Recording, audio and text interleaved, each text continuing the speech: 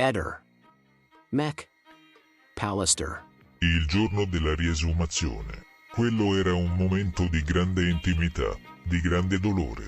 Dopo 2 anni veniva riesumata la salma della donna con la quale ho condiviso 32 anni della mia vita e nessuno aveva il diritto di rovinare quella circostanza, di venire lì a cercare visibilità.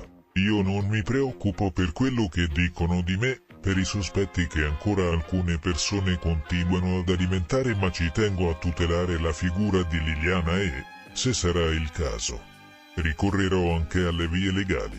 Per esibizionismo, Sterpin ha riferito dettagli che nessuno gli aveva chiesto, che io metto anche in dubbio, ma che comunque era inutile fornire e che vanno a restituire di Liliana un'immagine lontana da quella che era la realtà. Ha raccontato di incontri in soffitte, cantine e furgoni di bagni in vasche e idromassaggio, di Lily che si sedeva sulle sue ginocchia e persino ha detto che lei era come una carota.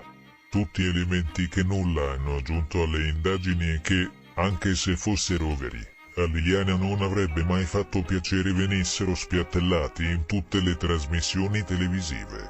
Mia moglie era una persona riservata, di buon gusto, che si sarebbe vergognata di ascoltare simili parole.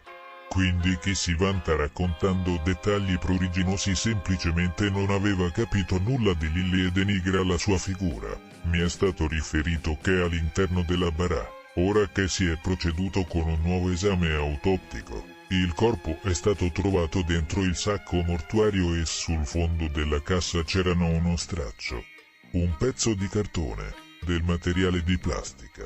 Perché questa trascuratezza? Se la perizia medico-legale dovesse stabilire con assoluta certezza la data in cui è morta Liliana Resinovic, non mi stupirei se, anche a distanza di 2 anni e mezzo o 3 dal fatto, dovesse uscire fuori qualche testimone che racconterà di aver visto proprio quel giorno che uccideva la signora Resinovic al boschetto. Oramai, in questa lunga e triste vicenda, mi aspetto di... Ehi, non dimenticare di iscriverti a questo canale.